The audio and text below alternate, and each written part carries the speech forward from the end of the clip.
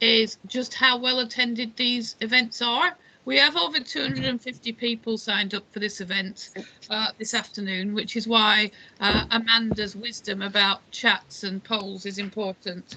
And for me, though, it's still a very, very different feel from standing in front of a conference talking to you and having those informal conversations around the edge.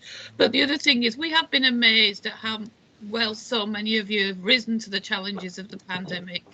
You know, there is no one who could have predicted this 10 months ago, 11 months ago, and no one could have predicted where we are now. And one of the things I think we've been really impressed with is how people have come together over the pandemic. And I think there are a number of areas that I want to raise. One is how well all the civil servants have done in trying to keep communications with the sector, making it happen, helping us understood. It's been the most confusing time, but we've had real opportunities for change. And I think also just being incredibly humbled by just how many people from so many places have done so much good. We've had a real opportunity over the last few months to see some amazing practice coming out of this really challenging situation, looking at how different people work together. So a couple of things. It's been really clear that where joint commissioning, joint working is in existence, that actually bonds have been strengthened and you've used those bonds to come up with innovative solutions. We've also been really interested about data and how you've used the ability to share data differently to bring together and really understand the population of children that you've been dealing with. And we've also been really interested in the stuff that some of you have done about innovation and short breaks and keeping in touch with people and making sure that vulnerable children and children with SEND get the support we need. And we've also, as always, can only praise the resilience of the families that we've worked with. And the young people themselves. And it's been a real pleasure to continue to talk to young people about the challenges that they face in a very strange world, but also about their ideas and their contributions to change.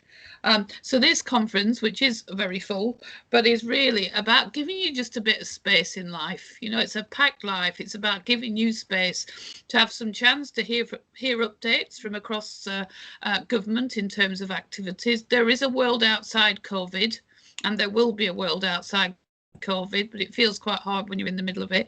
So I'm going to hand over to people to tell you about that world in a bit. And then later on, we've got a whole range of workshops. Thank you ever so much for all those people who volunteered, all those people who were prepared to share and come and talk to us. This is really about sharing and learning. And as part of that, do use the chat. And we will follow this up. So anything that comes out of this that's helpful, the slides, the chat, the questions, the resources, you will get those. We did an event last week looking at mental health and wellbeing with the Schools Wellbeing Partnership and the Children and Young People's Mental Health Coalition. And there was so much really useful stuff that came out of that, that Saskia has also put that together, and you will also get access to that as well. So as our worlds coincide and we build up this really amazing database of information, you will get access to that. And you'll see the chat's already started with tips on how to get to the poll, because I share the chat function of the person who just came in. I couldn't find it either. But then those of you who know me know that technology is not my strong point, but I will. Okay, so you're going to get a pack of resources out this. You're going to get a pack of information. You're going to get the slides. So don't worry about any of that today. Instead, enjoy today. Enjoy the sessions that we're going to go through and really think and learn. And, you know, congratulate yourself, yeah? And yes, you will get the information from Saskia, whoever's asking for it, I promise. Okay, so let's start. One of the things we're going to start with today is we're going to hear from the Department for Education, which is great. We've been working with the department throughout the pandemic in terms of trying to work out what's going on, and also looking, as I say, what is the learning that has come out of the last 6 months, 7 months that needs to influence the SEND review going forward. So I am very delighted to hand over to Helen and to Shay, who are with us to update us on the latest information on the review. Over to you, Helen. I've set myself to unmute and everything. Very exciting. So thank you so much for having us. We are very grateful. We are proposing to talk to you about broadly 3 things. First, what is the scope and timing of the SEND review? I'm going to answer the question about the timing of the SEND review because I know questions have been asked. Shay is going to talk to you a little bit about the existing requirements on health and how those have gone, and then I'm going to talk you through the kind of main things that we are thinking about. There is some amazing jiggery pokery going on with polls, because I understand that we've already got one. Yes, look, there it is. We've asked you a challenging and honest question. If the SEND review could only do one thing, what would it be? I mean, I have suggestions for you. Cloning Dame Christine of Lenihan and Amanda Allard and so many of the friends that I see on our call. But in a world where you're probably not going to go for that, do give us some honest feedback. And at the end of this presentation, somebody is going to press a button and hopefully it's going to tell us what the findings were, and you will get my off-the-cuff observations on all of that before we get into some question and answers, if that's okay. So, yes, like, sorry, can I just interrupt quickly? Daphne, could you please in the comment box put the link for people to access the poll, because I realise it's now on the other screen, which isn't being shared. So if we could do the poll now, and then we'll come back and Helen will talk through her presentation, and then we'll come back to it at the end. Okay. Thank you. Thank you.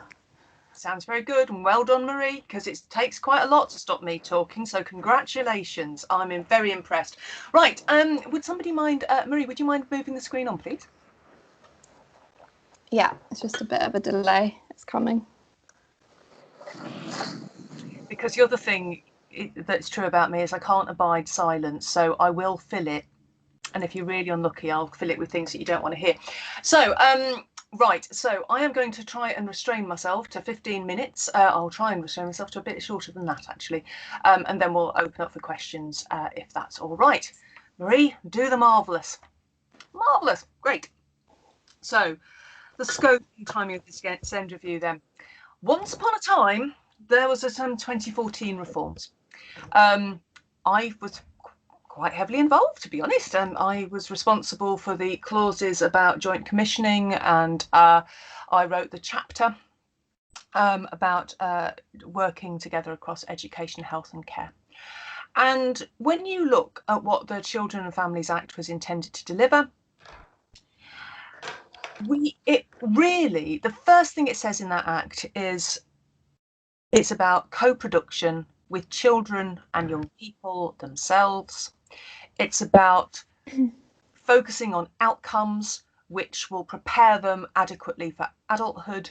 And because we'd looked at the evidence, people, and we had noticed that children grow up into adults, we extended the remit of the arrangements so that kids from birth right through to 25 could get integrated education, health and now, Shay, are you ready to talk briefly to the bits that particularly bite it bit on health?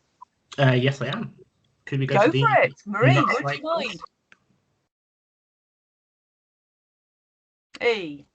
So as I think most of us are quite kind of familiar with this, but just as a quick recap, the SEND Code of Practice and the Children and Families Act clearly sets out the kind of legal kind of duties that both health and kind of education sectors need to do to work jointly together, and broadly those include joint kind of doing some joint kind of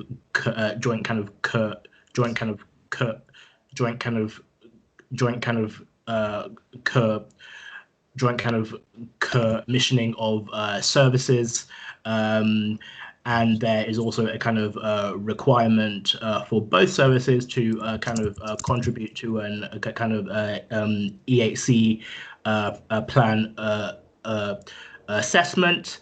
And as we all know, there is a requirement for both services to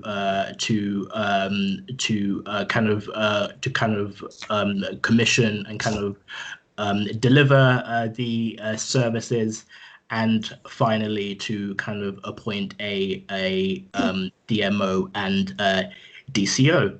And that was all the kind of fantastic work that kind of Helen did back in 2014, of which we are very much kind of grateful. Can we move on to the next slide, please? And we all know that in some parts of the kind of country, this does work well. People do very good kind of joint working between both sectors. However, this is not necessarily widespread, as the slide shows, and there is scope to kind of improve joint working between both sectors, as shown in various kind of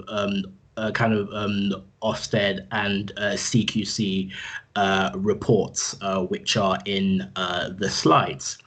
And a key part of what the review is trying to fix is to try and improve joint working between both sectors, so we can improve things for children and young people with SEND. Next slide, please, and back to Helen. Thank you.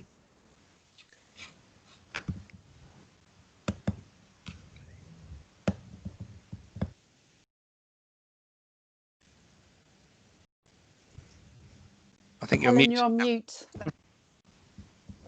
You know, I knew I wouldn't get through it without being at least muted at least once inappropriately. So thank you for telling me so quickly. So Shay has very helpfully set out the legal framework. It was essentially a jolly good one. But let's face it, 6 years down the line, those reforms have not delivered all that they could. We know that, as Shay's just told us, that there is some actually brilliant practice out there, but it tends to be particularly focused on those areas who had more maturity in their kind of cross partnership working. And I think we underestimated, frankly, how difficult this was going to be in terms of implementation. I think we were overly confident in what were infants CCGs would be to be able to deliver these quite radical changes. And I don't think any of us had really anticipated quite how much the financial pressures would make this even more difficult still. So last year, September last year, in fact, we announced a big review. It is being worked on by some of the most brilliant people I've ever met, myself excluded, obviously. I'm not that bigging myself that much. But if you're asking the question, September was quite a long time ago, why is it you have not published something by now? The answer is two things happened. First, it's difficult to remember it, but this time last year we were in the run-up to a general election. That significantly curtailed the way that we could co-produce with you. Secondly, we've had a global pandemic, which I know for a fact you have noticed. And because we genuinely want to co-produce as much of this stuff with you as we possibly can, we deliberately slowed down a bit. So I'm going to move on very quickly because I'm conscious of time, but we genuinely want to co-produce this as much as humanly possible. Thank you, Marie. So in terms of what we're looking at, I want to reassure you on one point. The first bullet here says that there are high quality outcomes being supported by the most appropriate services for education, health and care. We need to get that right. Of all the government departments that I have been working with, we have been working closest with the wonderful Lorraine and our friends in NHS England, closer than anybody else in government. They have been brilliant. We love working with them. They're amazing. The second theme is about how we can better back the mainstream so that they can better meet the needs of the vast majority of kids with special educational needs and disability. Thirdly, everybody said if you can't get the HC planning process right, then you sort of might as well go home. So we're going to do that. Marie, I'm going to, if you wouldn't mind, I'm now going to unpick what those things mean in a bit more detail. So in terms of this point about high quality outcomes across education, health and care, it seems to us that there are some barriers that don't really help any of us to work together. We have very different definitions of who these kids are. We have very different ways of measuring their success. We aren't super great at picking up need early. We don't always kind of work together as tidily as we could. And I don't think that that's anybody's fault, just so you know. I think we're all just set up to do some really different things. But at the same time, these are complex kids and no one organisation can meet their needs. And therefore, we need to find a way of joining these things up. On the post-16 side, preparation for adulthood means that, including employment, including health sorry, I'm mildly distracted by the conversations that you can't see the slides. I will try and read out more fully what they say. Helen, I'm just arranging for the slides to be emailed out, so don't worry too much. Okay, that's very good. What would we do without you, marvellous Amanda Allard? So, post-16, we're really committed to making those transitions to adulthood as smooth as they possibly can be. And this theme of co-production with children, young people and everybody working with them continues to be an underpinning principle of the things that we are exploring. Marie, would you mind? Excelente. Now, we've spoken an awful lot with stakeholders and so many of them have told us that if we could get it right early on, we'd be in a much better place. Like the kind of integration with health and care stuff, actually their incentives don't entirely help them either. So we are exploring how we can best summarise what should be what parents could normally expect of a school or a college. And we want to look at reforming the funding system so that it better rewards and holds to account schools for delivering that role.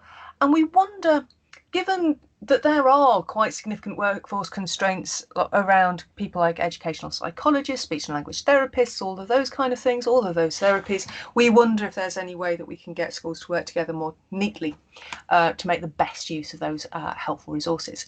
And thirdly, Marie, would you mind? There we go. Thank you. On education, health and care plans, we do need to find a way of rebalancing the system. The SEND reforms were great. I was very proud of them, but they did focus on those with education, health and care plans. And because in my own personal view, we didn't do enough on the school side, we've set up a dynamic where education, health care plans are being used far more widely than I think any of us ever expected them to be. So we wonder, having got the mainstream sorted out, whether or not we can electrify and streamline the education, health and care planning process so that it can be more collaborative and helpful for everybody. Now, that is the policy content of what I was about to describe. I can see there's one or two questions and poll results. Have enough of us had a chance to look at the poll to make it worth us looking at that now, do we think? Yes, I'll just close it. So for answers. Those of you who know me well know that I'm a massive Eurovision Song Contest fan. So anything that involves voting, I am totally here for. But in the meantime, do people have questions? I can see at least one raised hand and Christine wants to say something. And when Christine wants to say something, I think we should let her. On you go, Christine. No, that's okay. I was going to just try and chair it for you, Helen. Oh, that'd be amazing. And let people know that there's also a further presentation on the from NHS England, which might answer some of the queries that are coming up. But yes, Tracy Maytas, I can see you had your hand up. Do you want to come in? Let's look at Helen's poll results. Oh. I think they have a theme, Helen. Sort out accountabilities, work out who pays for what. Yeah. Make sure everyone knows what they're doing. I don't think these are a surprise, Helen, are they? I mean, I'm not devastated, nor am I shocked, but I mean, it's quite encouraging to know that you guys think the same sort of things as we do. I'm just looking to see if there's anything that is more surprising. We agree with you about the bureaucracy. We do think there has to be some easier ways. The PFA stuff is really important. The graduated response was always a bit light on the how. So I think that's something that we might usefully try and distill and refocus our energies on. Funding all areas properly, that's going to be hard. None of us, and I wish I could tell you otherwise, I really, really could, but we are about to go into a really challenging period financially. But what I do observe is that my personal view is it's not so much that we don't fund enough, it's just that we fund exceptionally bad. We use that funding really badly. All right. So it does need a significant dollop of funding reform, and there's no two ways about it. But actually, we could do a lot more with what we've got, I think. Okay, we will capture the poll and it will come back to you in some ways that somebody who's more technical will tell you, but that's what will happen. Tracy, you had your hand up earlier. Do you want to ask a question? We've got a couple of minutes. Are you there, Tracy? Have you disappeared? I haven't disappeared, but my computer is misbehaving and the hand has been lowered and I keep coming on and off mute, so. Well, we can hear you now, Tracy, so why don't you give it a go? Unmute now, though, Tracy. On you go.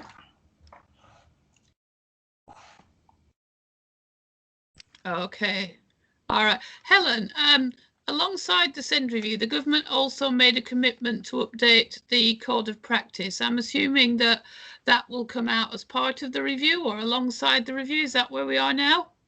I think, yeah, I mean, I'm not leading on that bit, so this is just what I think off the top of my head rather than the official line. But I think there are a number of kind of technical changes that they know that they need to resolve. I think they've paused on that because they wanted to make sure that nothing that they were doing would contradict the future of, you know, what the review would conclude. I suspect it won't. I think what we're trying to do here is refocus ourselves on the original aims of the reforms, which I think, I mean, as Natasha's just said there, everybody sort of thinks they're the right ones, but it's the detail of the how. So that's what we're absolutely exploring, and of course how we fund it, which people who are better with spreadsheets than me are looking at. And one of the things we know you've committed to, Helen, is a sort of consultation programme once you've got some ideas for change. Yeah. Can you just so that then people know? Yeah, absolutely. So in terms of shaping the review, at the front of this slide pack, which I understand you've all been emailed, very good. If you actually want to present some specific evidence to the review, just drop us an email and let us know what you think. It helps us when we're reading that if you kind of band together a bit, because, you know, I actually do read them. So I would appreciate it if you could kind of cluster them a little, but we absolutely do read them. So you have the opportunity, not just through this forum, but through that email facility to get in touch. But I think the things that I'm outlining to you are quite dramatic changes, and it would be wrong, I think, just to say, right, we've had a look at it, we've decided it's going to be like this. That core principle of co-production, we actually mean that. So I think we will have to consult, and we should, and we will. And we will, as always, make sure that you know. Sheila, you've got your hand up, it says here. Do you want to ask your question of Helen, and then we're going to move on a bit? Okay, I thought I'd try and make up for Tracy because I know she's having trouble.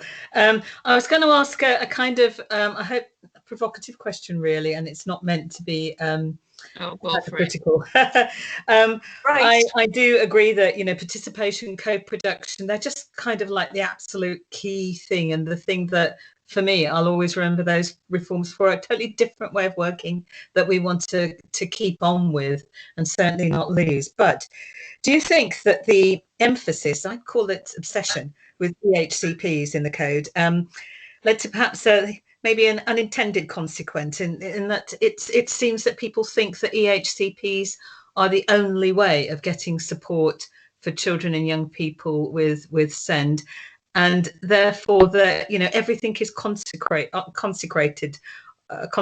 on that, including funding. And in some ways, then, do you think the last reforms, and here's the bit you might not like, took the inclusion agenda backwards? In other words, in some ways, it's worse than it used to be. Wow. Sorry, I said it was a bit provocative. What do I think about that?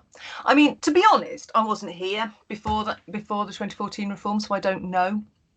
Others on this call will be. I think you're right. I think the EHC plan focus, it's totally understandable that parents not being confident and being occasionally disappointed by the support that schools could offer them sought additional protections, and the law was there for that to happen, and it should have happened. You know, that was right. I think what's happened over time, though, is even as the ink on the original SEND Code of Practice was dried, there were major changes in the education system as well. So the accountability system, Progress 8, the EBAC, all of these things focus on academic achievement, and by definition, some of these kids will find it more difficult to learn and achieve academically. So I think a lot of different things have happened at the same time. I know that none of us intended what has happened to happen. But for what it's worth, the reason I came back, this is the first time in a 25 year career that I've come back to a policy area. And it's because I believe that there are very, very few areas where government can make most difference. And when you talk to friends in the NNPCF, they say there are light bulb moments with these kids that are transformative. And it takes a great deal of expertise and a great deal of teamwork to do them.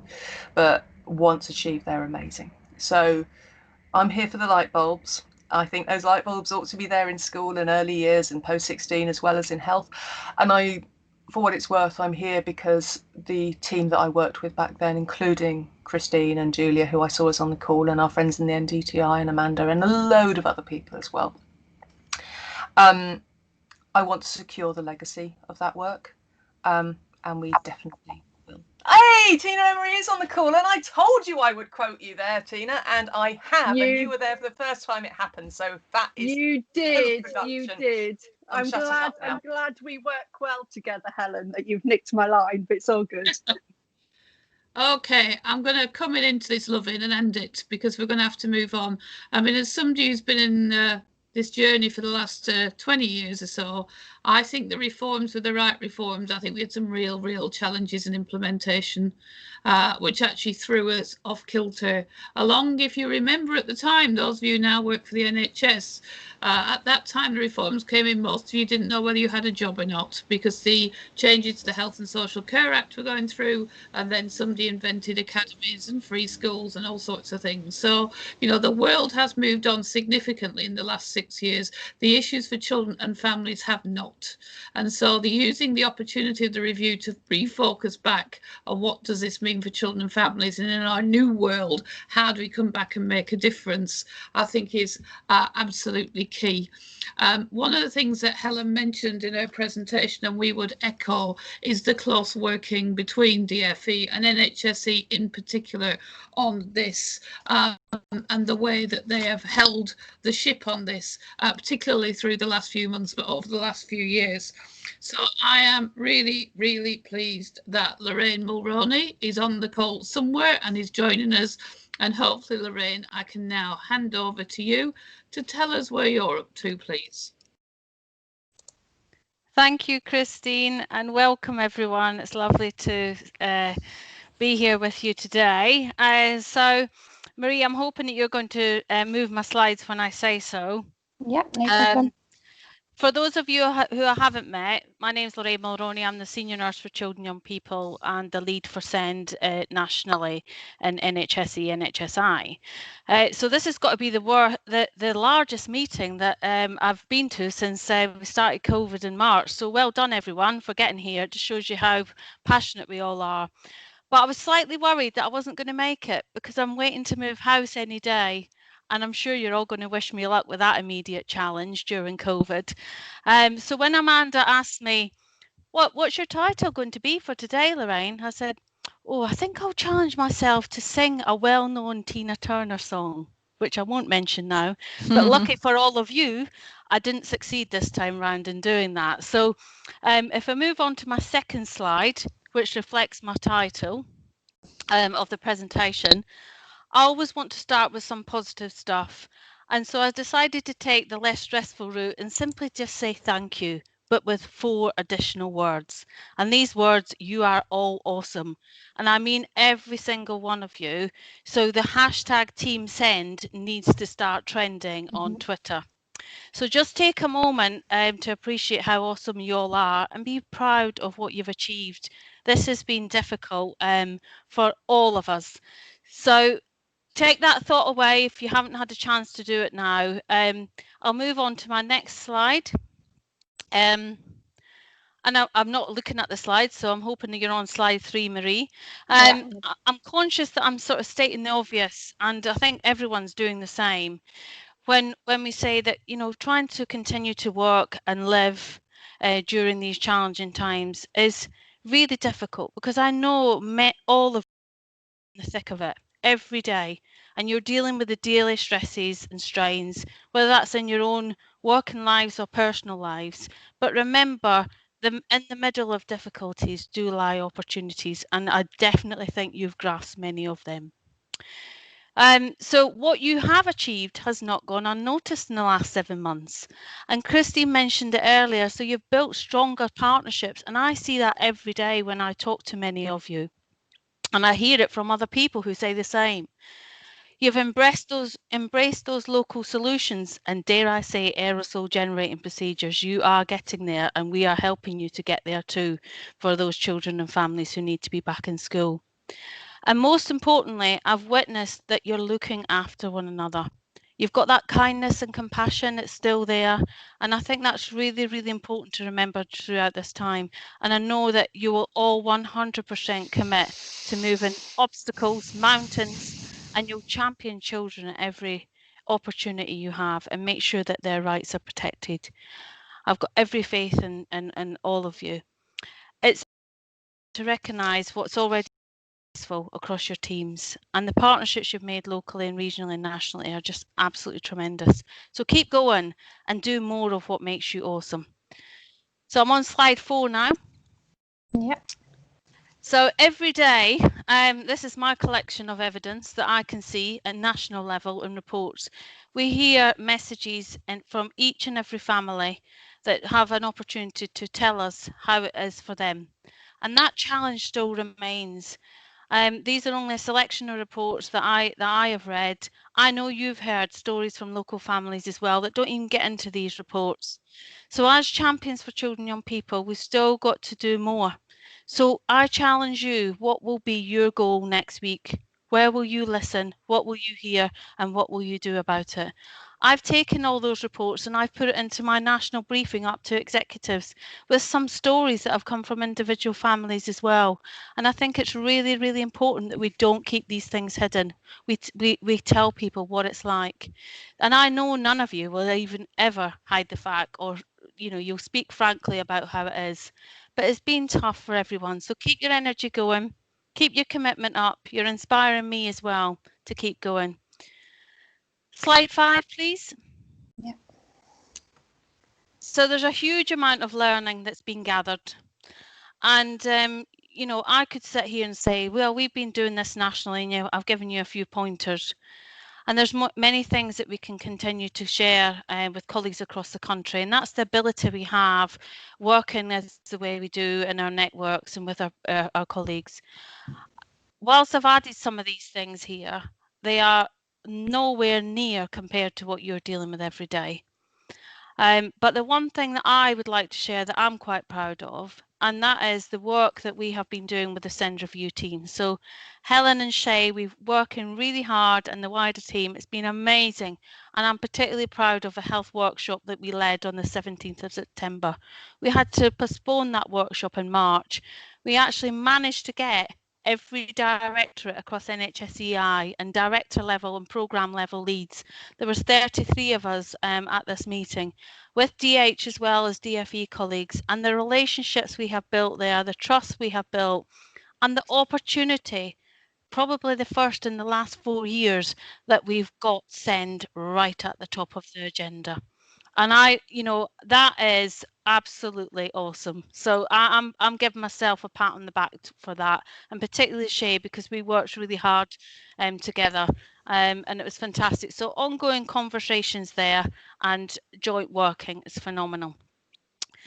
On slide 6 is the next slide. So this is where you get to be doing your polls again and get interactive. So I want to hear from you awesome people. I've got 3 questions. One is what do you lose sleep over?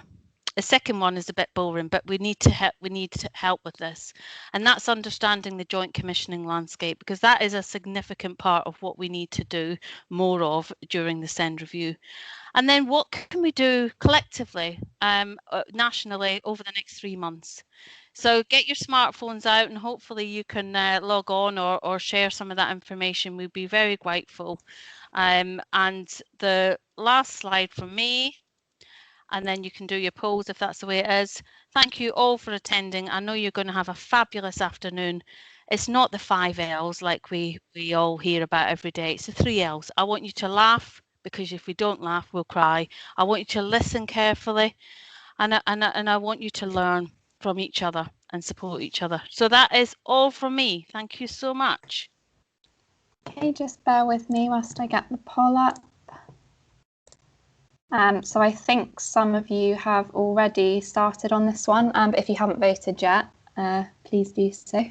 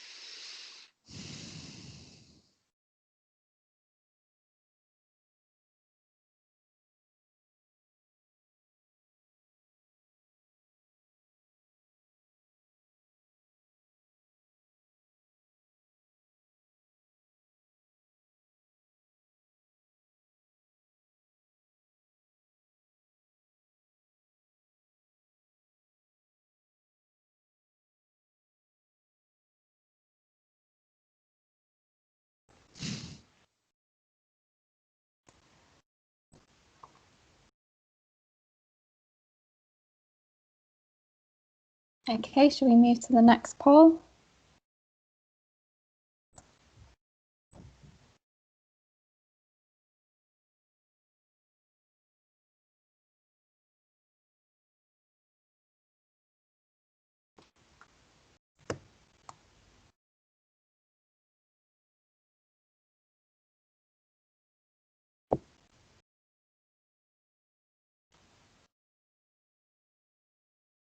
No, it doesn't look like anybody chose other, so we'll move on.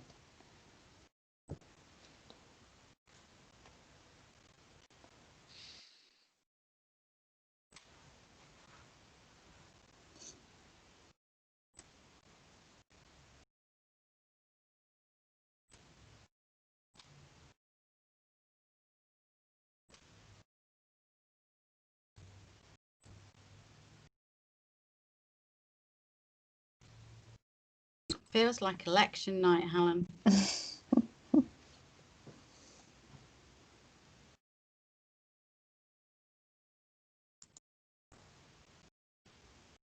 Okay, so we'll move on to the next one. So this is the same question about jointly commissioning, but for occupational therapy.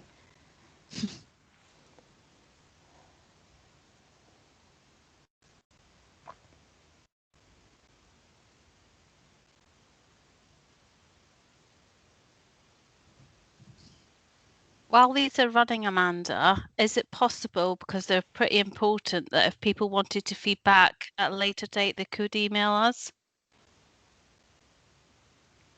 Absolutely, it is, Lorraine. We would love to hear from anybody, and we're really keen to follow up and just get a better picture of who's doing what where.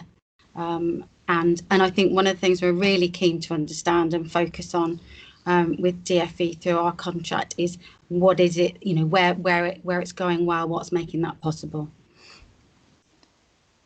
Okay, so we'll move on.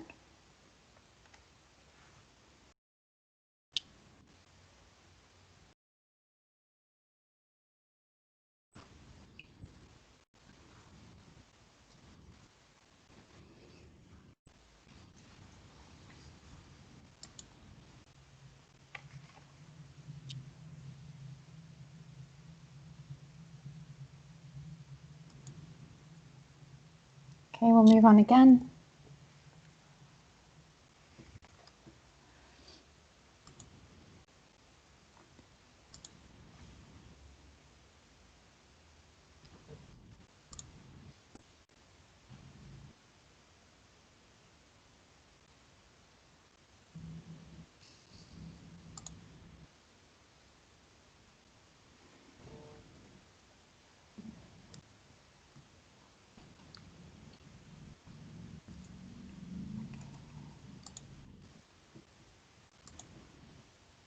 The next one, clinical nursing in schools.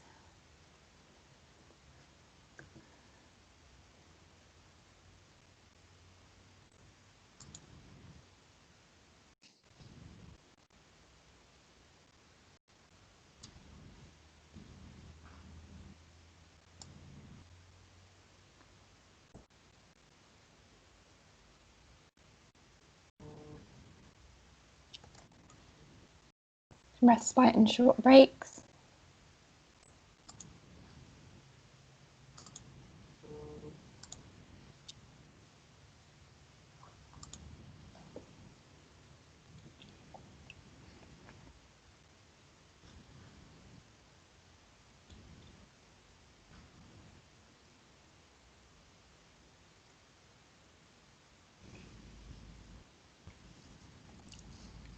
So Lorraine, is that what you were expecting? It was similar to what I think I already know, but I definitely would like to get, you know, that strong feeling from everyone and everybody be able to participate. And when we say schools, clinical nursing, I was just about to type, it's all education settings. I mean early years schools and colleges. That may not have been clear.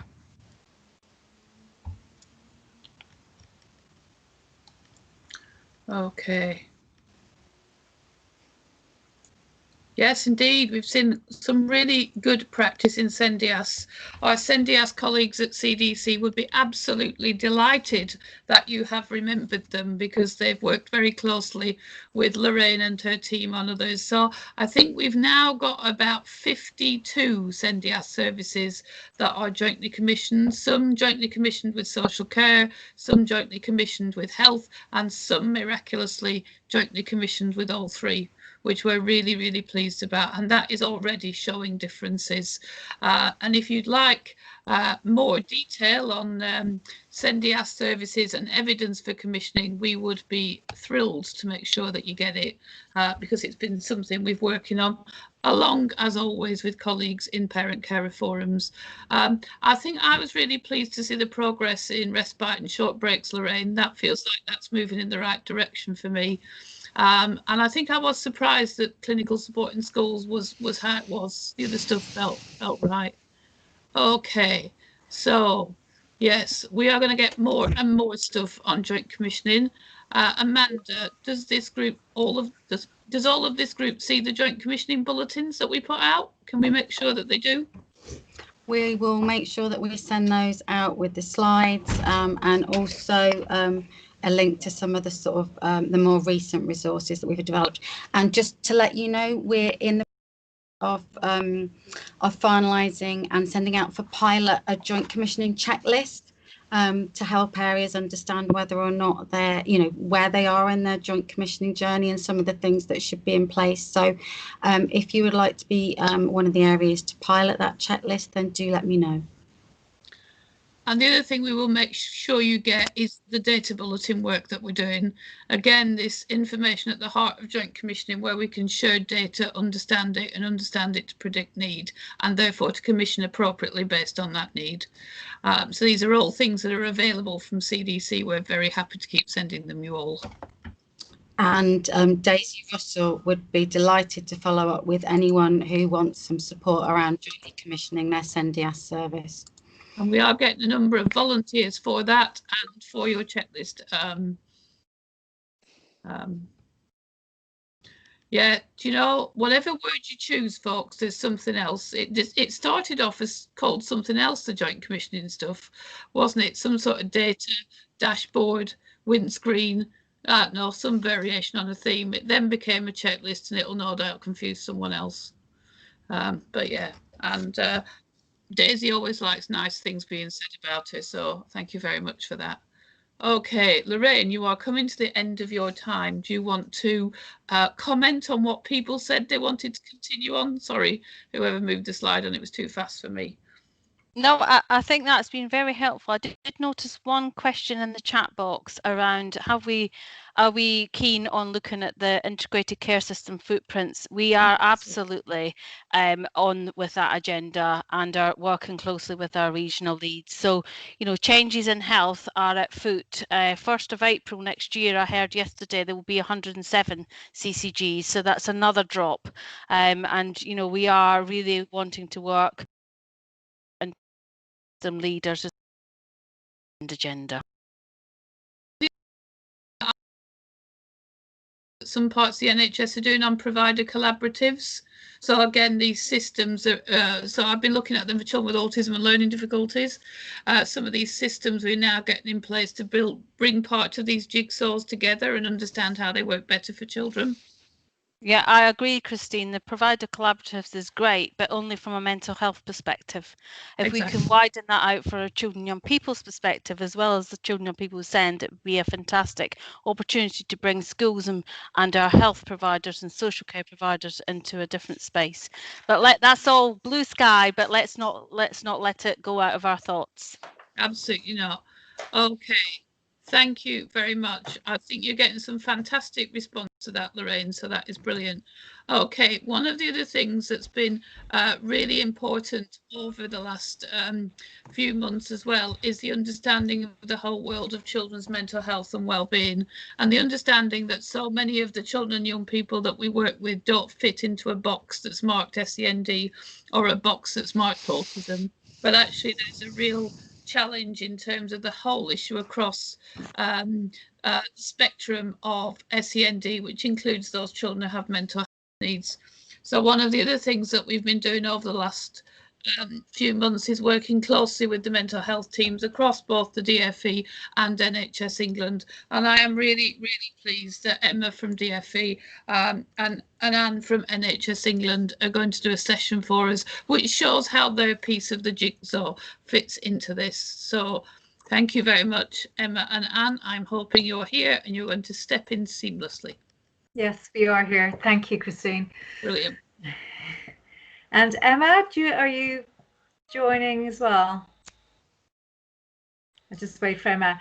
I'll just start us off while we're waiting for Emma to join, because I know she was in another meeting. So hi everyone, my name's Anne Oherlihy and I am a programme manager within the CYP mental health team in NHS England. I'm part of the national team, so we do work very closely with Lorraine and colleagues and our colleagues in physical mental health and the learning disability and autism team.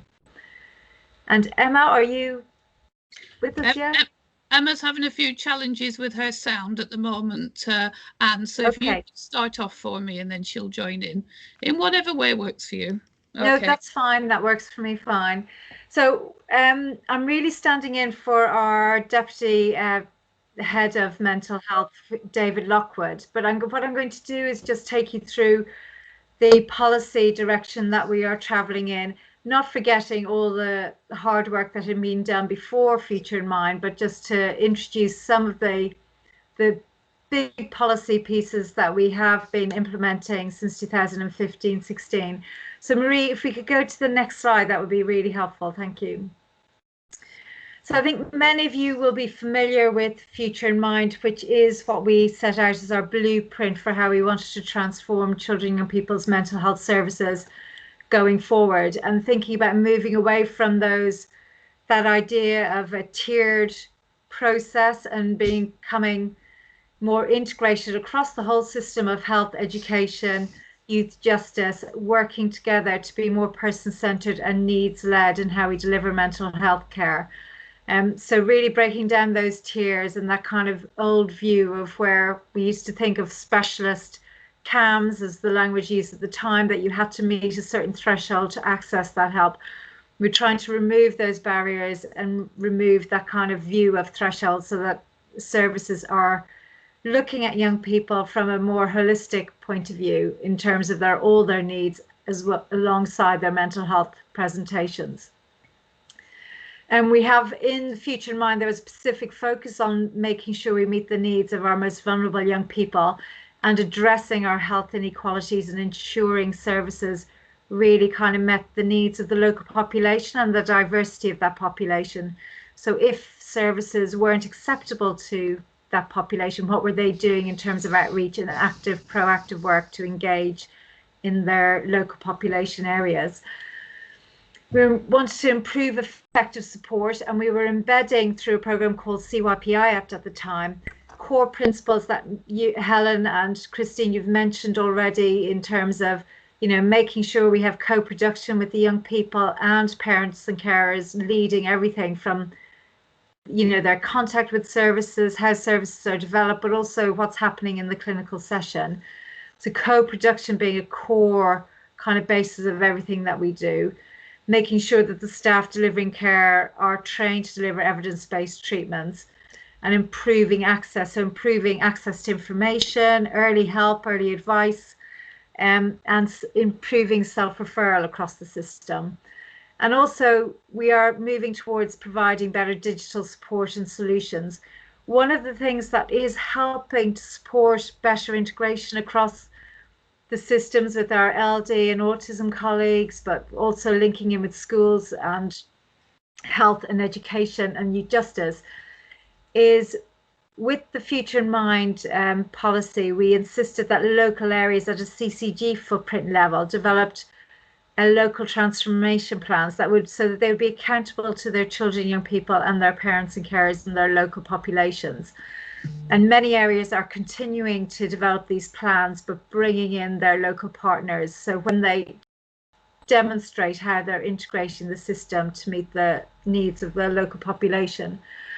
Then we moved on to the 5-year forward view, where we continued with our key policies and really building on where we wanted to get to with Future in Mind. So it didn't supplant Future in Mind. We are still on that ambition to ensure we embed Future in Mind in the future, but with a real focus on improving our crisis response and improving care for young people who present with suspected eating disorder, which I'll go into more detail in a minute.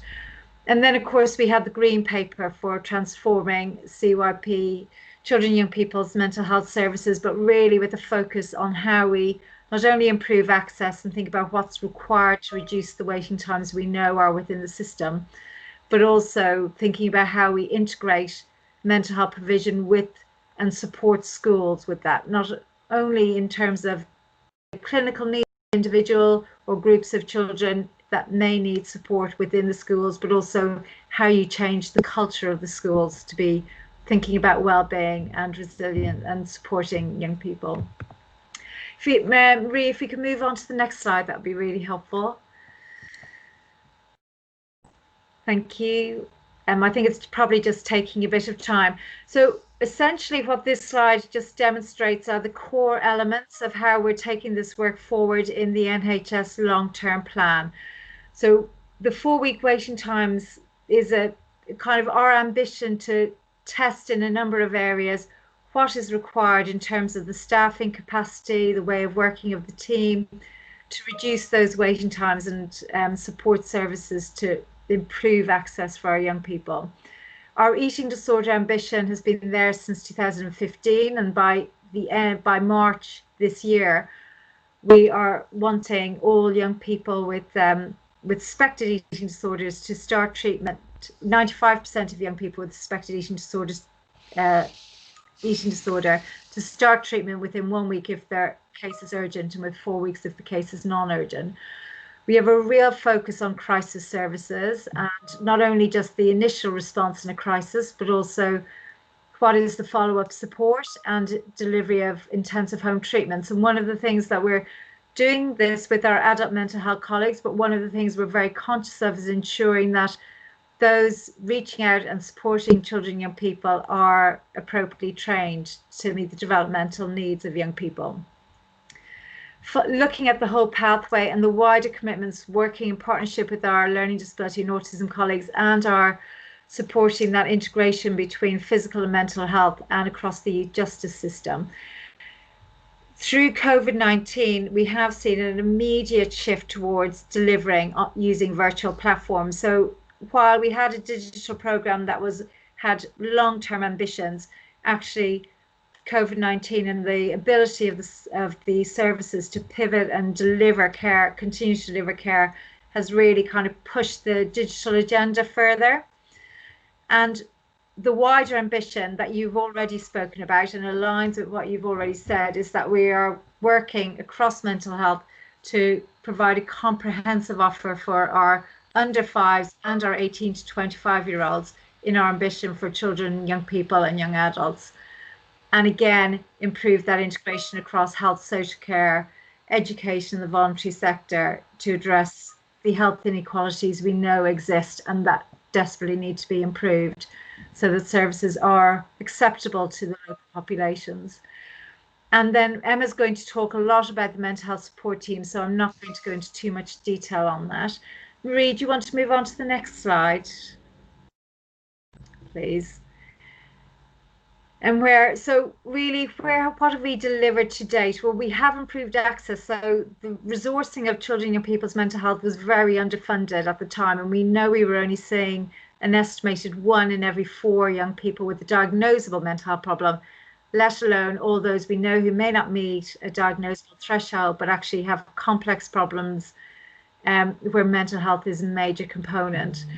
So we are moving towards improving access for a greater percentage of young people and making sure that the services are accessible. And year on year, we have seen more young people accessing care and reach the targets for the end of the 5-year forward view for mental health.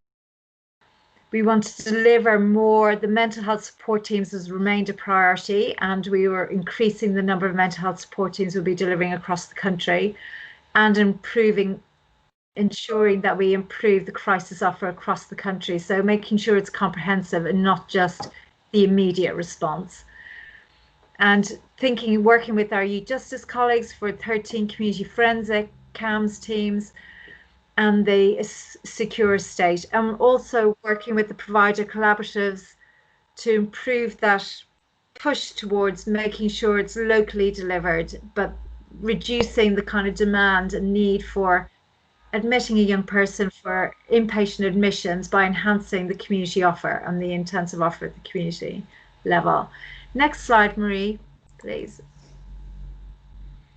So now thinking about, so that's where we have got to so far, and they're really the policy drivers that are leading and guiding our work at the moment within the system, and working with our regional colleagues, but also our clinical networks who really work with the local providers and commissioners on the ground.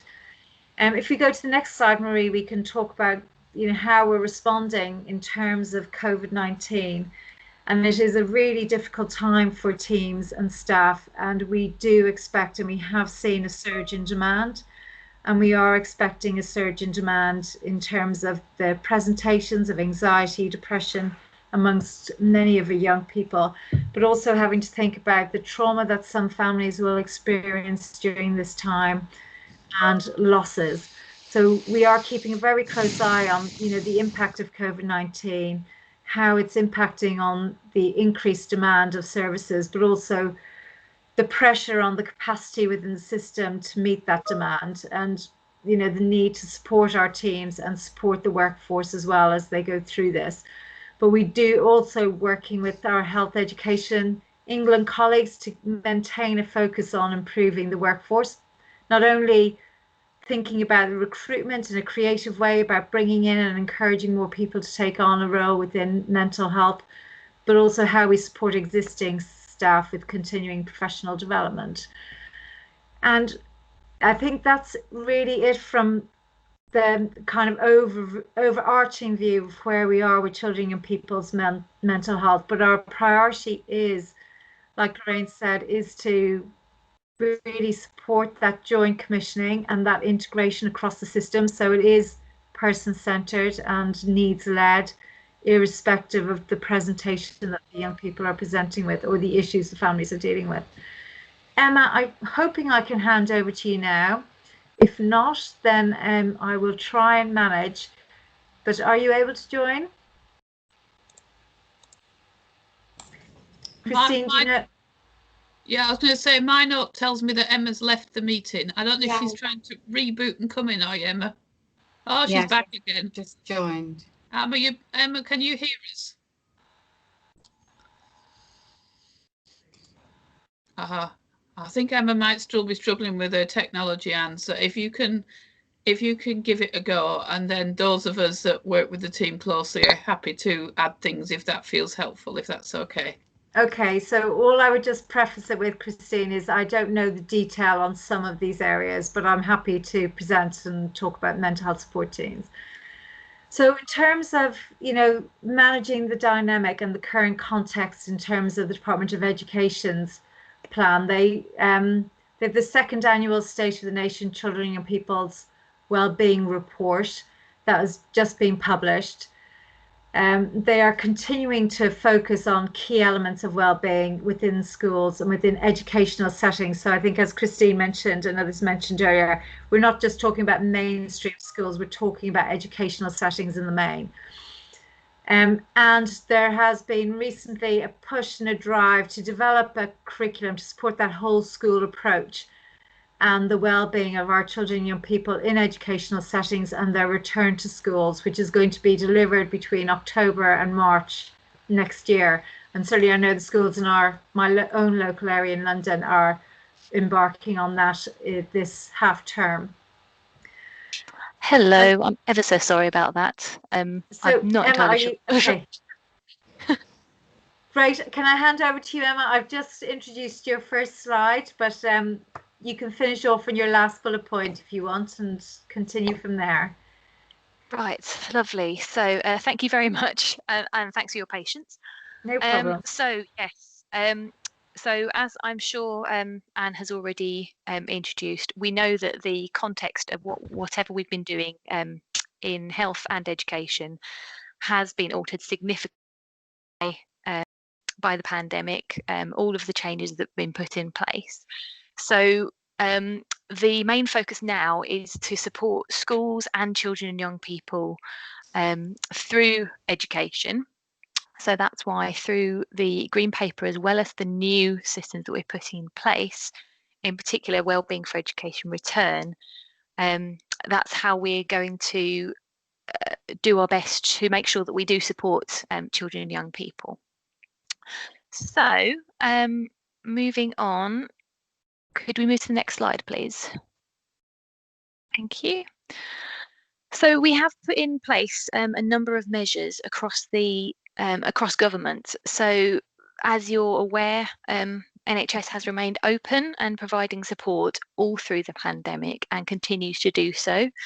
And as already mentioned, we do expect the demand to continue to be high because things aren't just going to stop immediately. There's going to be continued demand So measures need to be in place long term.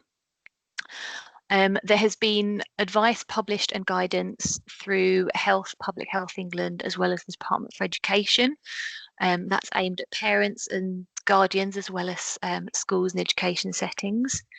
And there have been some financial support offered via charities and via education settings as well. I'm not going to go through all of this in detail. These slides will be shared with you afterwards, along with the links to further information.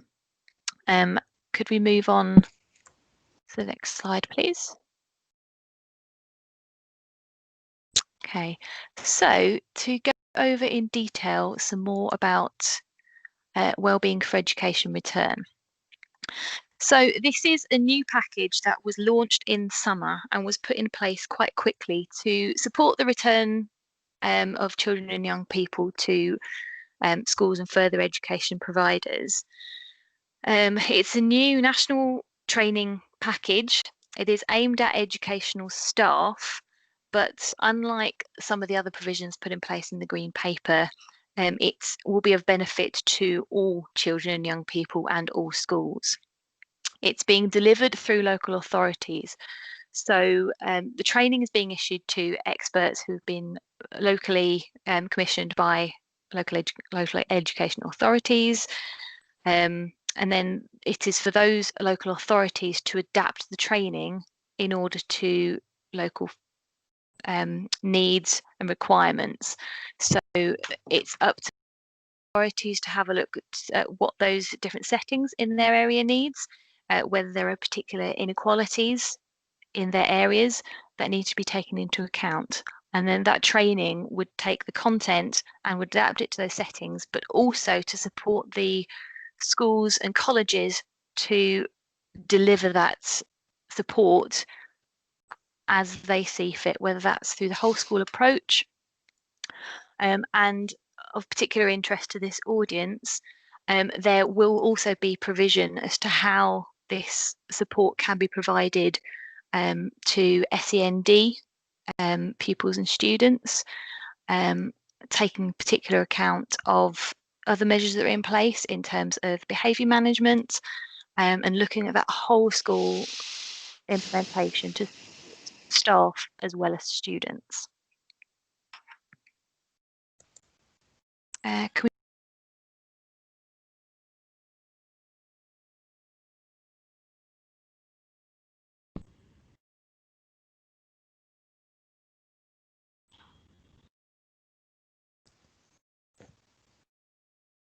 We lost Emma again. Sorry, we seem to have done. Emma, have you lost Emma? Have you got me? I'm here. Yeah, back. I don't know what's going on with my IT today. I really don't. Right, so all the information is in the slides for Wellbeing for Education Return, so I'm not going to go over it again. And as I'm sure Anne mentioned earlier on, the Green Paper initiatives as part of the long-term plan have continued to be delivered. However, we have adapted some of that delivery through the pandemic to ensure that the education settings and the children and young people are still receiving support as needed. So for MHSTs, the teams that are already in place have been adapting their training. So we've got 180 teams in development now. Those, as it says here, the Wave 1 teams are in the process of becoming fully operational to add to the 59 teams already delivering services. Those teams that are already delivering or are in the process of being set up have actually adapted their delivery to offer services remotely where needed. And we have had some great examples of best practice from those mental health support teams. And those lessons are not just being learned amongst mental health support teams, but we're also getting some really good examples of resources and joint working between health and education services that are being shared wider across the education system and across local services to offer some really good practice that is being shared wider.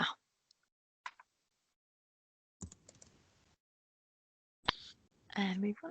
Okay, so the LINK programme, this is a particular initiative to improve joint working between NHS mental health services and schools and colleges. So this is originally offered as training sessions to enable those education services and health services to work closer together. So they have adapted to deliver those sessions online. Through the summer, they offered shortened courses. However, we've now gone back into the full content delivery, continuing to be delivered remotely to improve communications and to consider how to return to that business as usual. The demand for the LINK programme continues to be high and is part of our wider work to improve joint working between education and health services.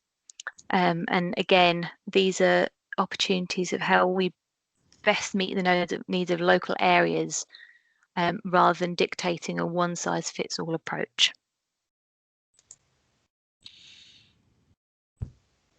And then on to the next one, please. Okay, so senior mental health leads is another one of the initiatives that's offered under the Green Paper programme. And we committed to provide training for senior mental health leads in schools and colleges to equip those senior leads with the knowledge to introduce and develop their whole school and college approach to positive mental health and to implement effective processes to ensure pupils and students with mental health problems receive the appropriate support. So we know that a high number of schools and post-16 institutions already have an individual who leads on mental health as part of their role. So this training is designed to give them the skills and knowledge that they need. So although the government does remain committed to that senior lead training to support schools, we have decided to prioritise the bespoke training and support through the Wellbeing for Education return to meet the immediate challenges that all schools and colleges face during the pandemic. And whilst we're taking this opportunity to support all schools, we're reviewing how to provide that training for senior leads in schools and colleges to help them lead that sustainable whole school settings and approach, and to build upon the wider recovery offer. So what we're doing this autumn is we're carrying out a discovery programme to review the current needs and the best way of delivering that senior mental health lead training for schools and colleges. We know that the needs will have changed. So we want to establish how those needs have changed, whether that's a result of COVID or the passage of time. We want to develop a delivery model that actually gives the practical knowledge and skills that mental health leads need now going forward. In particular, we're looking for education staff with views around the needs of leads to implement that whole school approach, to participate in that study, whether that's through short interviews in the survey. So, and the experience of SENCOs and the roles they have in implementing that whole school approaches are going to be very relevant. So if anybody does want to support and input into that, whether that's through lessons learned or insight you've gained, then please do get in touch with Jenny or Jack. Their addresses are here. Then please do feed into that.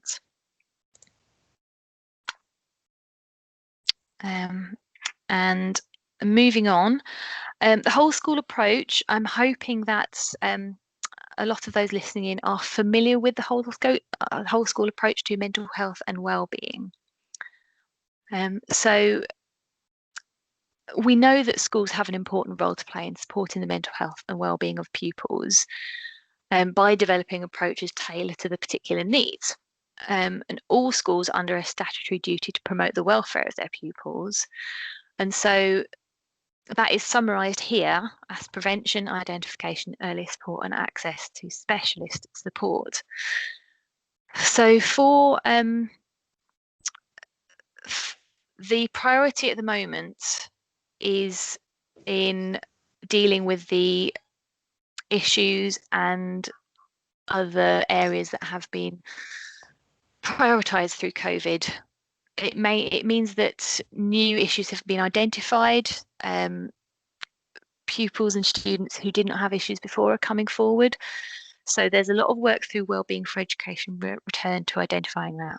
That is part of the bigger picture. So through the whole school approach, we want to make sure that that is built across the system.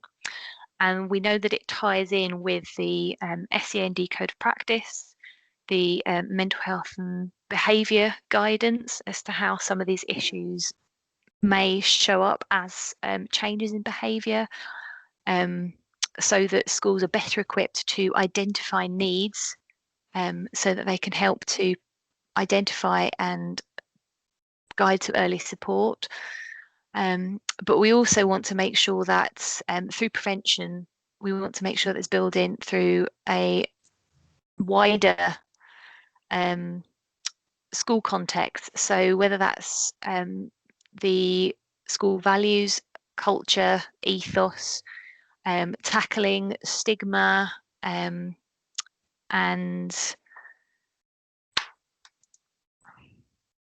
sorry, I've lost my IT again.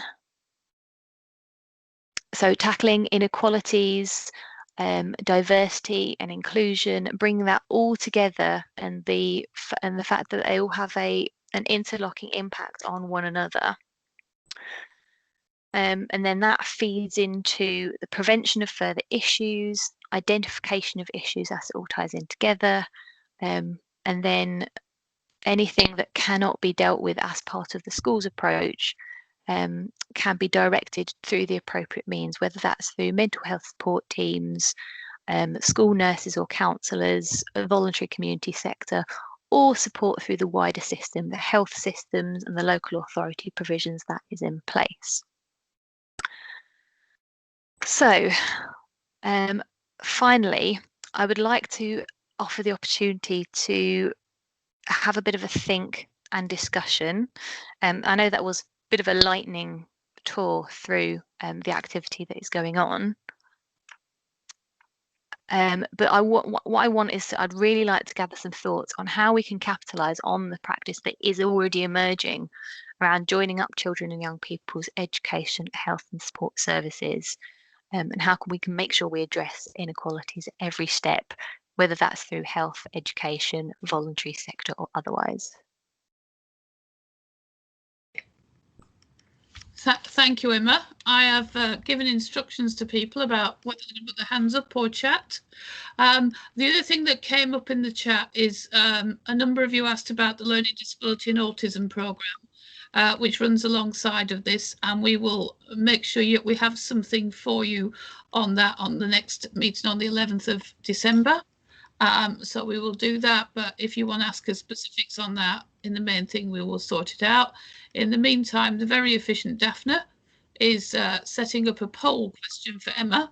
So oh, lovely. It's like the easiest way of doing it, because a number of you are engaged and challenging, but it's probably the simplest way of doing something where we've got over 200 people on the call, really. One of the things that's coming up is do Emma or Anne, do any of you know where this fits in with the Trailblazer schemes? I do get lost in the language of the NHS, I confess. So Trailblazer schemes have come up, and also whether or not there's any of your wellbeing programme, Emma, that actually focuses on those children who are not in school at the moment and who are struggling to get back into school. So the first one is perhaps an easy answer. Trailblazers. That is partly down to civil service speak. We do tend to call things names that aren't particularly helpful. Yes. But Trailblazers is essentially the pilot, the first set of mental health support teams. So when we first set up mental health support teams, they were Trailblazers because they were the first of them, and then the subsequent sets of mental health support teams have been called Wave 1, Wave 2, Wave 3, Wave 4, so on and so forth. So if we refer to mental health Trailblazers or Trailblazers, we're referring to the first set of mental health support teams. That's very helpful, and it's the clearest description I've heard, so that's brilliant. And Emma, in terms of the work you're doing in the department, is there anything that's supporting those children who have not returned to school, often because their emotional mental health and well-being isn't as good as it might be? As far as I understand it, the Wellbeing for Education return, the reason we've done it through local authorities rather than directly to education settings is because we know that not all children and young people are in the same sort of education settings, but we know that local authorities have the best knowledge about where those children and young people are and what sort of support they'll need. So we are working with those local authorities that have different needs, adapt it to the circumstances they need. The aim is that it is to support all children and young people, whether they are in mainstream education or not. Okay, brilliant. And Daphne has just put up a poll, people. So if you want to use your smartphones again to get us an answer, that'd be great. The other thing that's coming up, Emma and Anne, is some really, really good stuff coming up in the chat in terms of some really good practice. It's disappeared too fast for me, but there was a really, really good example of an anti-anxiety service being set up and some really good examples of joint commissioning happening, as always, with passionate, committed people in small parts just getting on with it, which I think is where we are. But we will capture those, share those, and also feed them back to the relevant people in government. Anne, you've got your hand up, it says here. Yeah. Sorry, I was just going to add to that because I noticed people made reference to the children and young people's mental health clinical networks. Yes. And I think if you are engaged with them, I would really make, full use of those relationships to support integration, because they are all very passionate about meeting all the needs of children and young people across the system.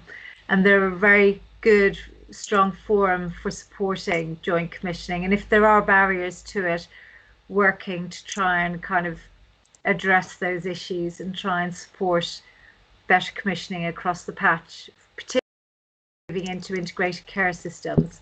That's in line with policy. Thank you, Christine. Okay, and it was Manchester who has an anxiety-based school refusal guidance document. That sounds fascinating. It sounds like it would be something that's really, really helpful to share. Okay, and Stockport too. The Northwest probably needs all the anti-anxiety documents it's got at the moment. I don't know what happened at lunchtime, but good luck to you all. Okay, Emma, quick one before we do the poll and I hand over. What percentage of the country will be covered by the mental health support teams in terms of the new waves that are going out? I only have to hand the targets up to 2024, which is that between 20 and 25% of the country will have access to mental health support teams. I mean, obviously, ideally, we would like for all schools to have access to mental health support teams, but we just can't plan that far ahead with funding, and it's a question of, we'll see what happens then, but obviously we would love for it to be rolled out wider. And part of what you're trying to do in the waves, I understand, is to almost make the case. We need to know that these are working and that actually they're delivering what's wanted, and you need to be gathering that evidence so that we can go back to the NHS with a case, it seems to me, and that seems very sensible. Thank you to Manchester, who are telling me that you'll have the answers to your future at 5 o'clock this afternoon. And in terms of the poll, are we ready with it, Daphne? Yes, I can share it. Thank you very much. I can see there are some really good examples in the chat function as well. Thank you. Brilliant.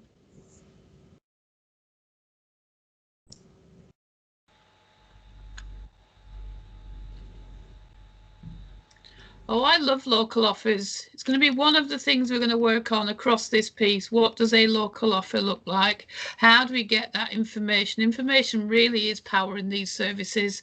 How do we make sure that's happening? How do we get the join up? How do we make sure children don't fall down the list? And Stockport, actually, you were one of the places that was really good in your local offer. I don't know if it still is. But in terms of sort of multi-agency work happening there, it's always been a pleasure to watch it. Yes, I know Ella Ritchie's on the call from Hackney has been working with us a lot, leading the charge on best practice in local office and understanding how we upgrade them. It's when you get somebody who's so passionate about what you do that it's influencing national practice. So well done, Ella. We recognise what you're doing. Some really good practice, exactly. Okay, all right. What we're going to do is we're going to collect all this. There's lots and lots of interest on the chat. It's going wild. We're going to collect all this, and now the chat is going so fast that actually you can't read it. So we're going to collect all this and make sure it's fed back to you. I say that confidently as somebody who doesn't know how to do it, but I am assured from my more able colleagues that it's all possible. And yes, a lot of what you're picking up is what we are seeing in, oh, good. Hearts local offer, well done. So lots of stuff coming through. Right, we're going to move on because we've heard quite a lot nationally about what's happening, and I think it's really important that we keep joining up and joining up and joining up. And as you said in the chat, Amanda's already told you that the next one of these events is the 11th of December. If we're getting through this and you're saying, why are they not talking about, it's your time to put something in, and we'll do that. But what we're going to now move on to is we've Leicester, Sue in Leicester has very, very kindly agreed to come and do a session at this stage about what it feels like at a local level. You know, you can design policy in Whitehall and it looks perfect. It looks so exciting, you know, and then the reality of implementing it as a local level is quite different. So we're going to ask Sue to come and talk to us, not because I'm assured that they've got everything right, but to talk to us about the progress of what's been happening when you work under lockdown and some of the things you can do. So do welcome Sue Welford from Leicester. Thank you for joining us, Sue. We're delighted that you're here. Thank you. Good to see you all. I can see some faces and I can just see some blobs with initials in, and I've been watching the chat go through as we're working through this. So I just thought we'd just start by I was asked to talk about the partial lockdown and impact on processes. Just to start off with the background for Leicester. So if we just move to the next slide, Marie, please. Okay, so Leicester is, as we all know, each of our local authorities is unique. We have our own perspectives on things, and you know, this is just a little bit of background on here about Leicester. We are a youthful population. We're very diverse. Our school population is actually about 55% now from BAME groups. And our white British group is smaller than our Asian Indian group, Asian groups. So, you know, we get some differences in there. We're talking about Leicester, we're a deprived city, health and well-being is very challenging, and we are also a very low wage economy. So in the City Council, we have a large, you know, usual scenario where we've really reduced our capacity in a number of areas, but our SEND work remains a big priority. I don't lead SEND. My colleague Richard Sword is director for SEND, but my remit is all around the education provision, so all the way from early years settings through to post 16. And I've been around the City Council for some time, mainly working around school improvement, performance and data. But I do always have an interest in how we engage our young people and how we make sure that they're getting the best possible options and opportunities. And I've been really interested in the chat that's been going through and the conversations so far, because one of my areas of responsibility is all around making sure children are in school and attending wherever possible. But just to take us to the focus of this session, so moving to the next slide, obviously, we, like everybody else, shot into very quickly in March, middle of March. We started to get the noises around the COVID situation. Some schools started to say they thought they were going to close. Some teachers and head teachers getting very anxious. And obviously, with the full lockdown, we went like everybody else into key worker, vulnerable children, provision, over the holidays and everything else that went with that.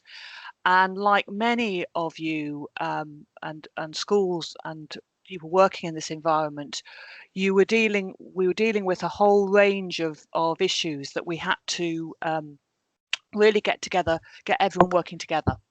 So working with social care, working with our SEND teams, working with our schools, our settings, our alternative providers, our independent schools, our health colleagues, CCG, and also our health providers, and also our local public health team, just to get some sense of what was happening and how we could provide some support in there. And one of the big challenges was actually understanding our most vulnerable children and making sure that they were safe and well.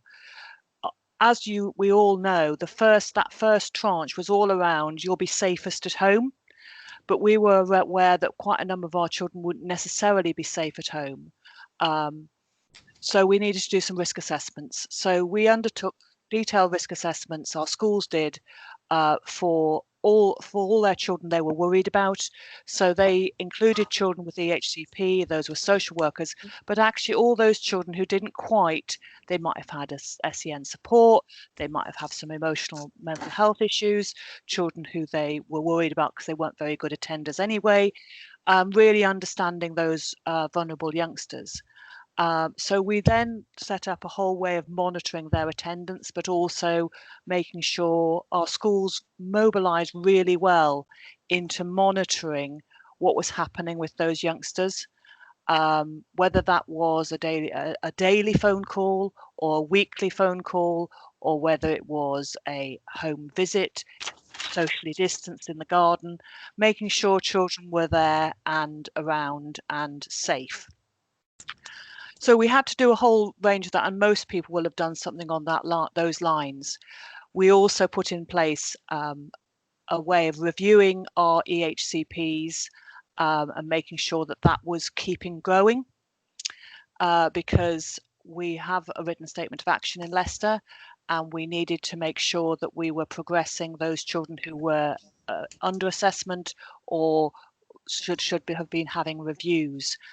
And that was a challenge, and most local authorities will have said that was a challenge. We have managed to keep things going. We haven't had to use our easements and flexibilities on the Section 42 exception. So we've kept that going, and that's mainly to do with the fact we had additional capacity just before this hit brought in. The other element we had to consider was how to assess our process. What was the provision looking like for children who needed additional support? Was it right? So we undertook an audit with our schools and with our health providers to make sure we understood what was happening, what was the provision actually there, informing parents and carers, and also making sure we've got that feedback that they understood what was there. The biggest challenge as we got through the first 3 months was the increasing concern around children who were out of school, where parents were beginning to struggle. So we were moving into that beginning of June with the initial return to school of supporting parents who had been told your child is safest at home, to have that conversation that your child will be safe at school. And that was quite difficult. Some of our special schools found that some of their parents were very reluctant. Some of our mainstream schools also had the same issues, trying to get parents back in. Our early years settings found that some parents who'd originally going to be taken up places in the summer term no longer wanted those places, wanted to keep their child at home, and those things that were happening in that way. So as we moved towards the end of the summer term, we opened our schools as everyone else had, started them on the 1st of June for primaries. 15th of June, our secondaries started to open to year 10. And on the 25th of June, we were told that we were now going into local lockdown because of the increase in cases that had been happening since the beginning of June. And that was a significant challenge for our schools. The immediate response of parents was to keep their children at home. The full lockdown state meant that we actually should have been still open for children in schools and settings. They were allowed to stay open for key workers and vulnerable children, but parents just did not want to take those places up. They were really concerned in how they were going to deal with that. We had, as you'll be aware, in terms of those of you who are now going into higher alert status, that sometimes you were not provided with that data early enough. So we went from thinking we were, yes, there were a few more cases. We'd had some reported by schools and settings, but we didn't feel there were lots of cases. We knew about the community might be a bit higher, but were we higher than anybody else? Until suddenly being told that actually you're now going into local lockdown meant we had to do some significant thinking. What I would say, though, is that because our area of local lockdown included part of Leicestershire, we worked really closely from that point with our colleagues in Leicestershire and also with our RSC's office. And that was a really important piece of work. We met daily to start off with, and we had to iron out all sorts of problems. So there were a number of issues that they had not foreseen.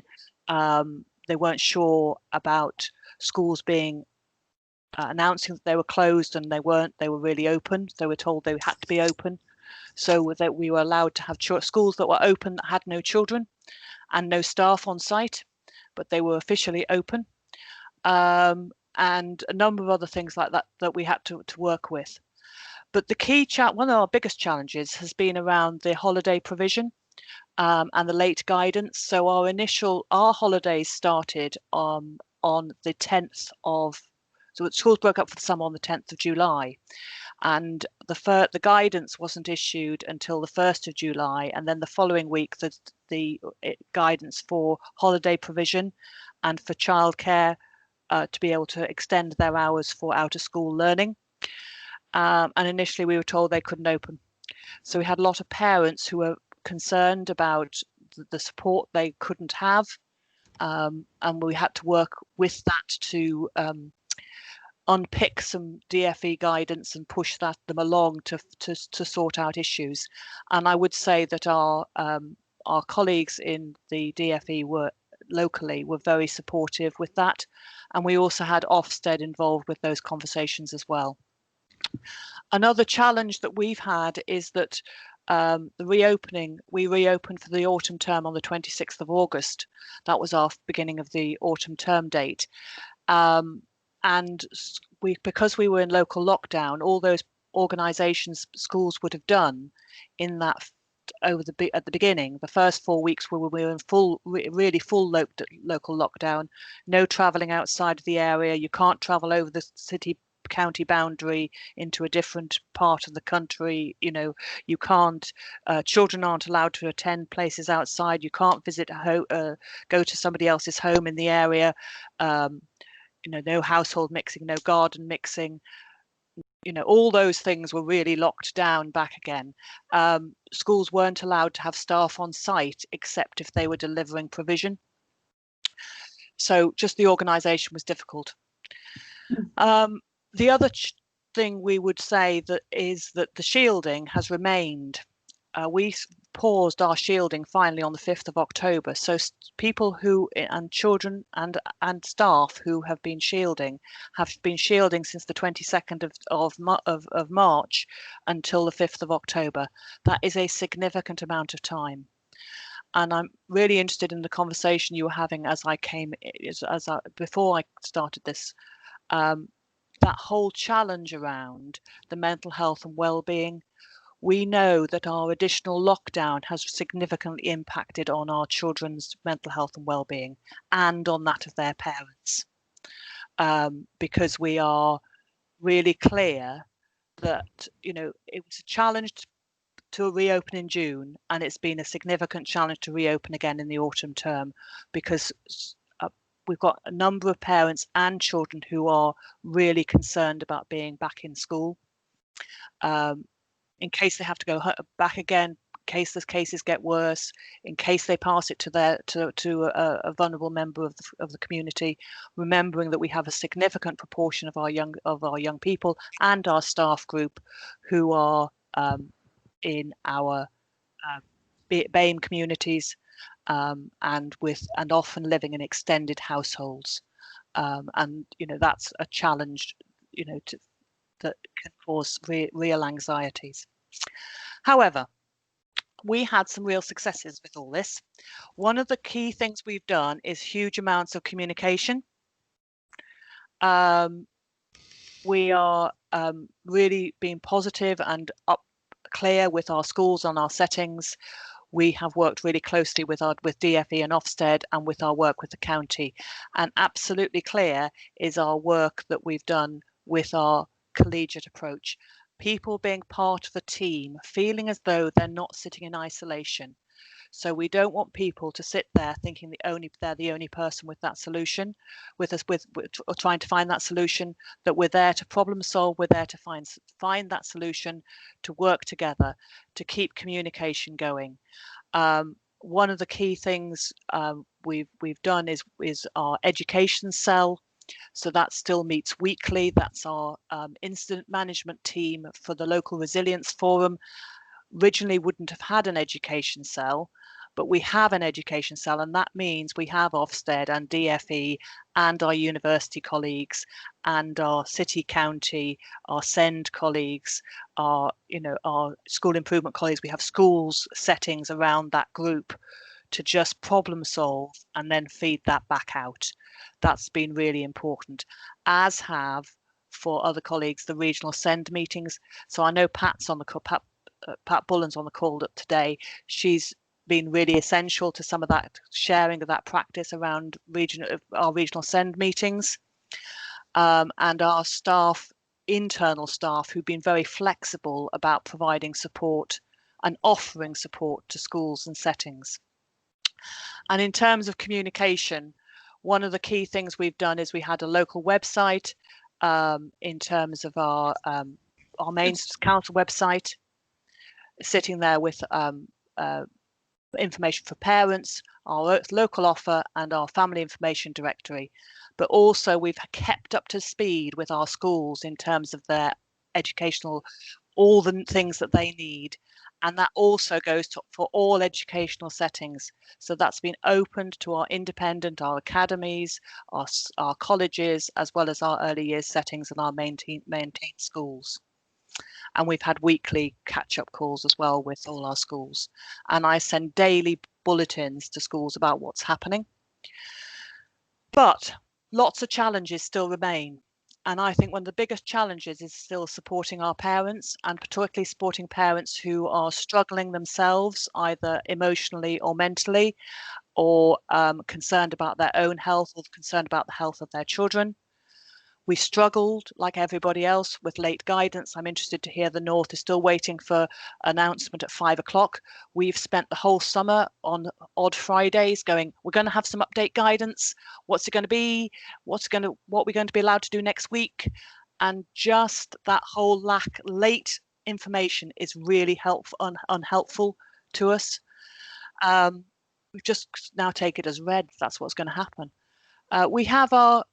We're concerned about our short breaks, that relief for our parents who are struggling, who need somebody to come and support them in the home, or for their child to be able to go.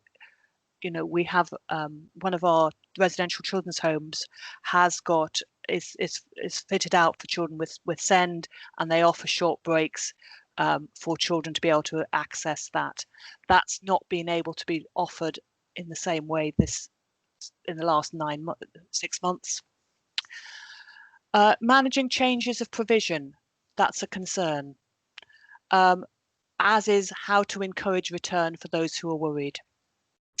We have some issues around transport, and still we have that, so we trying to increase pressures on budgets for transport in SEND. And the other challenge we've had is maintaining and evidencing our progress on our written statement of action, because we've had our SEND improvement board and all those actions progressing. So several things we're still dealing with, and it really is pertinent that the conversation you were having for this session around the mental health and well-being, because that's what it's all about. You've got 3 minutes left, Sue. Yeah, I'm just coming towards the end. No and so that is where we really find that a difficulty in terms of those challenges. Our wellbeing return work is being done by our SEMH SEND team and our educational psychologists, working very closely with our public health team and our school nurses and with our Future in Mind Commission work. So we're trying to link all that together to make sure we're not doing things. So in terms of this, I just thought I'd finish with just showing to you the number of cases, which is in the 0 to 18-year-old cases since the beginning. So you can see that swing up, and we went into local lockdown when it was at that 58, 59, and you can see that our most recent data is heading back up again. Even though we're not as bad as somewhere else, we have fallen down the rankings, but we still remain in tier 2. So Leicester has been in lockdown since the 26th of June with the higher levels, and getting out of it is going to be a challenge. But all that adds the worry for parents and for schools in managing things. Thank you. Thank you very much, Sue. That was absolutely fascinating. And I suppose, it really is interesting. There is nobody would ever want this pandemic, but I am really keen that some of the sharing, some of the bringing together of agencies, some of the learning sort of really does continue as we move forward, and you're getting some really positive, nice things in the chat, Sue. So I do hope that you can see that. I know it's a really weird experience sat in your bedroom talking to a screen that you don't really get, but there's lots and lots of stuff, so that is fab, and lots of things going on. So I was about to say you have listened, and you have listened intently for the last 1 hour and 50 minutes, but you've also been amazingly lively on chat. And it's really clear to me that you have lots and lots of things you want to say and you want to share. And so it's really good. We've got workshops coming up. Can I say how pleased I am that so much positive's coming through, as well as the frustrations? Yes, everyone knew that the only time that guidance would appear, if it was ever going to, was about 7 o'clock on a Friday night when you just switched your computer off. Some of us experienced it as well. Yeah, so we know that that's what's been going on. But some really fab stuff, and yeah, lots and lots of very nice comments, Sue. I think you should be very pleased. But we are now going to go on to workshops, and again, thank you for all of those who've agreed to run them. But Amanda would kill me. I would be neglecting my duty as chair if I did not ask you, and it is now on the screen, and Dan put it in the chat, to please fill in the post evaluation form. These sort of sessions are really important, and they're not always easy to meet everyone's needs in the way that we're trying to, and Daphne's put it back on again. So if you can fill in your evaluation form and help us. Yeah, you don't have to do it yet, but just in case anybody in your ideally we'd like you to do it at the end of the second workshop, but we recognise that some people leave early, so just if you were going to leave early before the workshops, please do it now, and if not, then please do remember to do it at the end of your final workshop. Sorry, but I was we will put them in again. Away with myself. That's what that chat does to me. It does it every time. There you are. But anyway, yes, please do that. And in the meantime, I will hand over to my more organised soul, and she will explain the workshops to you. Okay, well, we are so generous here at the Council for Disabled Children that we have given you a 9-minute break. It was supposed to be 10, but it'll probably be 8 by the time I finish wittering on at you. So you should all have received 2 invitations to your workshops. And so if you think you've signed up for a workshop and you haven't had a separate invitation to that, then please put that in the chat ASAP, and Daphne will resend it to you. If you find yourself in a workshop that you didn't sign up to, I have no sympathy whatsoever, because Daphne only did that for the people who didn't tell her which workshop they wanted to attend. We're very stern at the Council for Disabled Children. Anyway, enjoy a cup of tea and maybe even a biscuit. Your first workshop starts at 3 o'clock, and then that runs for 50 minutes, and then your second workshop starts. You will have have a great rest of the afternoon, and please, we won't be coming back together again as a whole group, but please do fill in your evaluation forms for us. That would be great. And just to reiterate everything we've said, you will get all of the slides, and we will look carefully at the chat and pick everything out of it that we need to, including any questions that we might not have managed to get speakers to answer while they were there. Is that everything, do you think, Christine? I think so. I think it's just a thank you to me. I mean, I am amazed by your enthusiasm and your resilience. So I think I can only echo Lorraine's words and from earlier. Please, thank you for being awesome, and enjoy your workshops. Take care, folks. Thank you. Right, we're there. Yeah, and Daphne, it looks like you've got a couple of people who certainly I've seen somebody who's only got one workshop invite. Are you all right to pick that up, or do you need a bit of a hand if there's more than a couple? Leave you to it.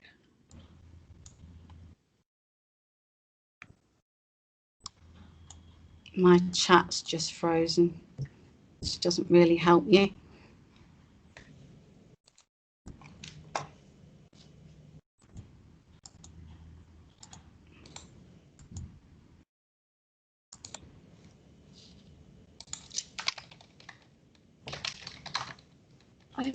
I'm here for another 5-10 minutes, Daphne, if you want me to help you with sending those out.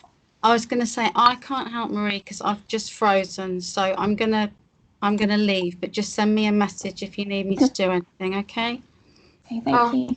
Mine's frozen too. I don't think. Oh, no. All right, well, maybe I'll help if I leave. But I guess we can pick it up from the conversation in the chat anyway, can't we? Yeah.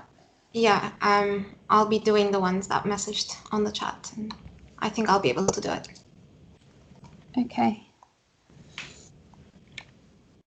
Just gonna stop recording. It doesn't look like that. It looks like there's only 2 so far. Is that right? Or am I missing loads of comments?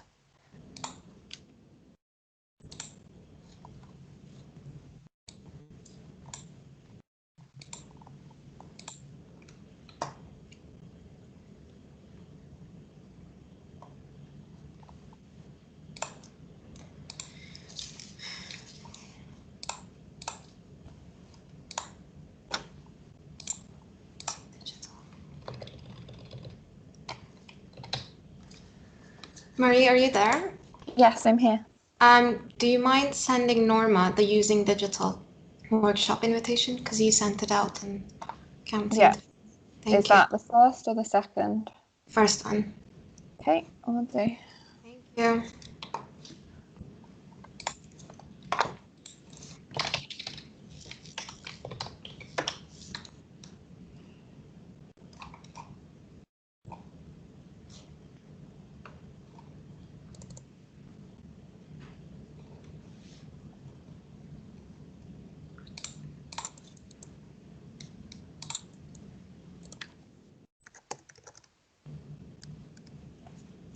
Hi guys, do you imagine your first workshop ending very promptly? You're going to be disciplined. I should think so, because they are okay. 50 minutes, so I would assume so, but you never really know. So no. Just be prepared for people being incredibly prompt and all sitting there keenly before I've even started. But yeah, thanks. I would try and get there for maybe 3:50. Yeah. And then let people filter in. Thank you. Deb, can I ask you to send an invite to someone? I'm emailing you now. Okay. Thank you.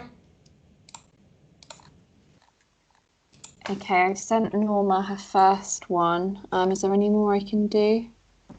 Hello, it's Sue Gibbons. Hi, Sue. Hi, Sue.